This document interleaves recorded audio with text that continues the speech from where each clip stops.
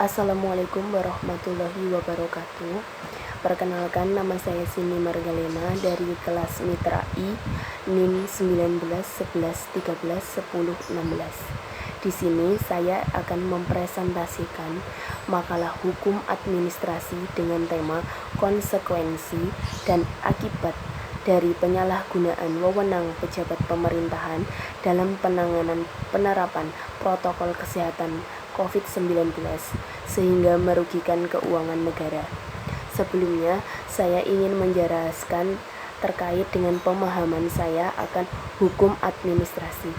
Hukum administrasi adalah hukum yang bersangkut paut dengan peraturan perundang-undangan tertentu yang berkait erat dengan fungsi pemerintah dan hubungannya dengan masyarakat. Karena itu, hukum administrasi termasuk dalam kelompok hukum publik. Jika dilihat dari objek, lingkup kajian, fungsi, dan struktur lembaga, istilah pemerintahan dan administrasi memiliki makna yang sama.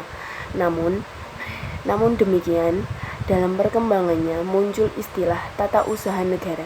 Istilah tata usaha negara lahir dari Undang-Undang Nomor 5 Tahun 1986 junto Undang-Undang Nomor 9 Tahun 2004 tentang Peradilan Tata Usaha Negara.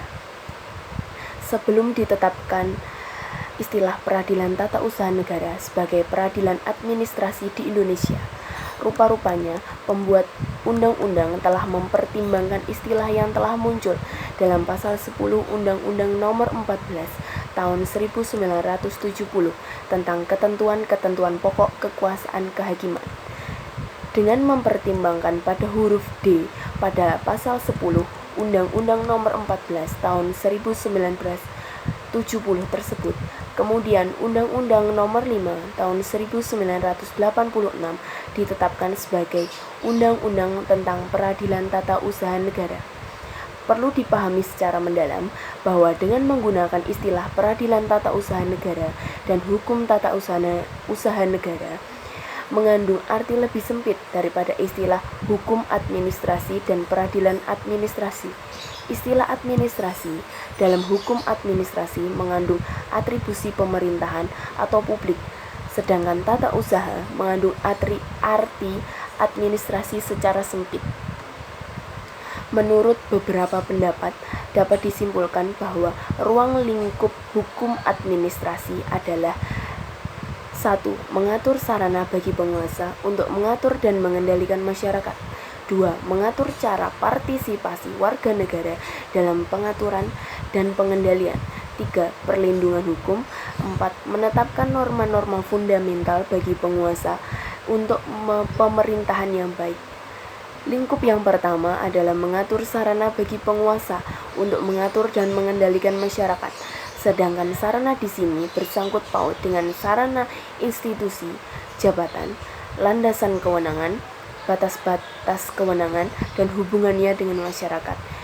Di sini, lingkup hukum administrasi juga mengatur hubungan antara masyarakat dengan pemerintah, sejauh mana hak dan kewajiban masyarakat diberikan sesuai dengan aturan yang ditetapkan, bagaimana cara masyarakat memperoleh hak dan kewajibannya, dan bagaimana cara masyarakat melibatkan diri untuk proses pengaturan dan pengendalian masyarakat sendiri yang diarahkan untuk terwujudnya perlindungan hukum bagi masyarakat, sehingga tercipta hubungan yang serasi antara masyarakat dengan rakyat.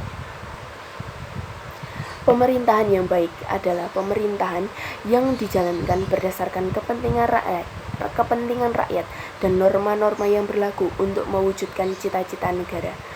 Dalam penyelenggaraan pemerintahan, pejabat pemerintahan melaksanakan fungsi pengaturan, pelayanan, pembangunan, pemberdayaan, dan perlindungan bagi peningkatan kesejahteraan rakyat. Dalam melaksanakan fungsi tersebut, pejabat pemerintahan memperoleh wewenang untuk mengambil keputusan dan atau tindakan. Oleh karena itu, maka pejabat pemerintahan dilarang menyalahgunakan wewenang. Dengan demikian, penyelenggara pemerintah dapat menjawab permasalahan penanganan pandemi COVID-19 di Indonesia ini. Salah satu instruksi yang diberikan Presiden adalah pemerintah harus menunjukkan bahwa pemerintah serius, pemerintah siap dan pemerintah mampu untuk menangani pandemi COVID ini, persepsi tentang kesiapan dan keseriusan pemerintah perlu disampaikan kepada publik melalui penjelasan secara komprehensif dan berkala dengan menjelaskan apa yang sudah dan apa yang dilakukan oleh pemerintah.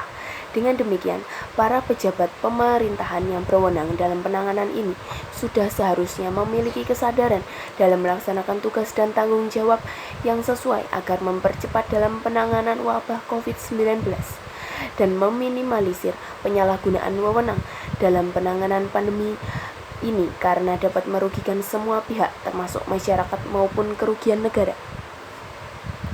Selanjutnya, bentuk-bentuk penyalahgunaan wewenang. Wewenang merupakan bagian yang sangat penting dan awal dari hukum administrasi, karena pemerintahan baru dapat menjalankan fungsinya atas dasar wewenang yang diperolehnya. Artinya, keabsahan suatu tindakan pemerintahan atas dasar wewenang yang diatur dalam peraturan perundang-undangan. Secara teori, wewenang pemerintahan diperoleh melalui 3 cara, yakni atribusi, delegasi, dan mandat. Masing-masing cara perolehannya memiliki perbedaan tentang prosedur, kekuatan mengikatnya, tanggung jawab, dan tanggung gugat, hubungan wewenang antara pemberi wewenang dan penerima wewenang. Wewenang tersebut masing-masing memiliki batasan, sehingga batas-batas wewenang tersebut sebagai tolak ukur untuk menilai dan menentukan suatu organ pemerintahan berwenang dan tidaknya untuk melakukan tindak pemerintahan. Menurut Philippus M. Mahjon, dapat dibedakan menjadi 3 terkait dengan tidak berwenang untuk melakukan tindak pemerintahan. 1. Tidak berwenang dari segi materi, artinya seseorang pejabat yang mengeluarkan keputusan tata usaha negara tentang materi dan atau masalah tertentu yang sebenarnya menjadi wewenang dari badan atau pejabat lain. 2. Tidak berwenang dari segi wilayah atau tempat, artinya keputusan tata usaha negara yang dikeluarkan oleh badan pejabat tata usaha negara mengenai sesuatu yang berada di luar wilayah jabatannya. Yang ketiga, tidak berwenang dari segi waktu, artinya keputusan dikeluarkan karena melampaui tenggang waktu yang dikeluarkan. Dalam penyelenggaraan pemerintahan, dimungkinkan terjadinya penyalahgunaan wewenang karena adanya kesalahan administratif yang dilakukan oleh badan atau pejabat pemerintahan, walaupun Undang-Undang Nomor 30 Tahun 2014 telah melarangnya. Larangan penyalahgunaan tersebut diatur dalam pasal 17. 1. Larangan melampaui wewenang. 2. Larangan mencampur adukkan wewenang. Dan yang terakhir adalah larangan bertindak sewenang-wenangnya. Pengertian mengenai penyalahgunaan kewenangan dalam hukum administrasi dapat diartikan menjadi beberapa wujud.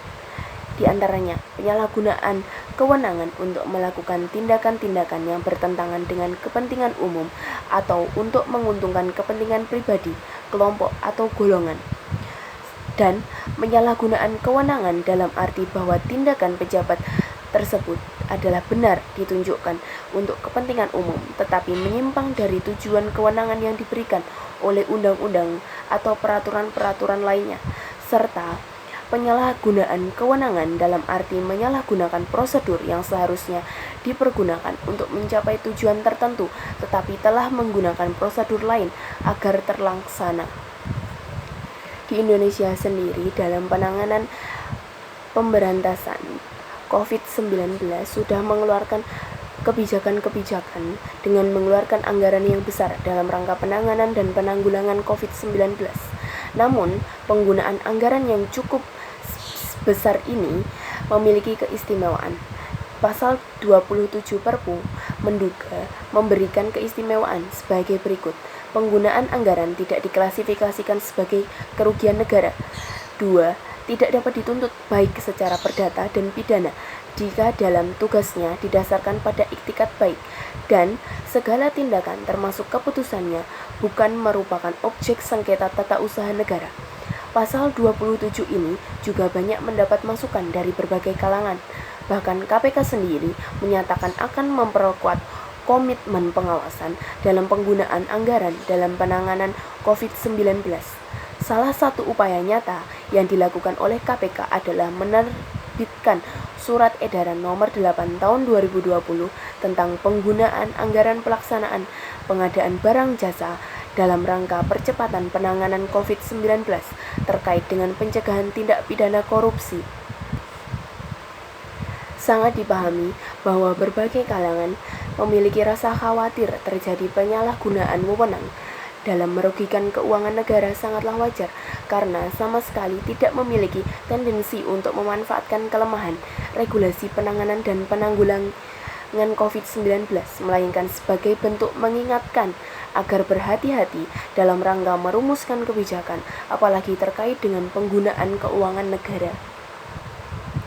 Dalam pasal 17 Undang-Undang Nomor 30 Tahun 2014 tentang administrasi pemerintahan mengatur tentang larangan penyalahgunaan wewenang yang dilakukan oleh badan dan atau pejabat pemerintahan yang meliputi larangan melampaui wewenang, larangan mencampur adukkan wewenang, dan atau larangan bertindak sewenang-wenang.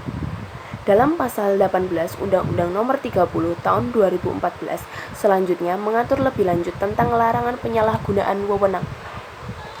Sedangkan dalam pasal 19 Undang-Undang Nomor 30 Tahun 2014 mengatur lebih lanjut tentang akibat hukum dari suatu keputusan dan atau tindakan yang memenuhi kriteria penyalahgunaan wewenang sebagai berikut.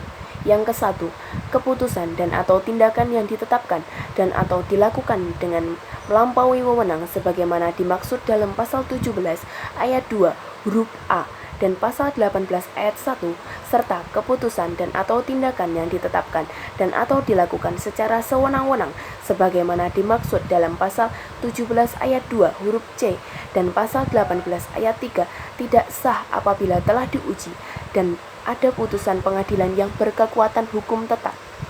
Yang kedua, keputusan dan atau tindakan yang ditetapkan dan atau dilakukan dengan mencampur adukkan wewenang sebagaimana dimaksud dalam pasal 17 ayat 2 huruf B dan pasal 18 ayat 2 dapat dibatalkan apabila telah diuji dan ada putusan pengadilan yang berkekuatan hukum tetap. Pengadilan yang berwenang melakukan penilaian ada tidaknya unsur penyalahgunaan wewenang yang dilakukan oleh badan dan atau pejabat pemerintahan adalah Peradilan Tata Usaha Negara sebagaimana diatur dalam pasal 21, pasal 87 Undang-Undang Nomor 30 Tahun 2014. Kewenangan Peradilan Tata Usaha Negara untuk mengadili permohonan penilaian ada tidaknya penyalahgunaan wewenang pejabat pemerintah dapat dilakukan sebelum adanya proses pidana. Hal tersebut memberikan kesan bahwa proses peradilan pidana dapat mengesampingkan proses peradilan administrasi.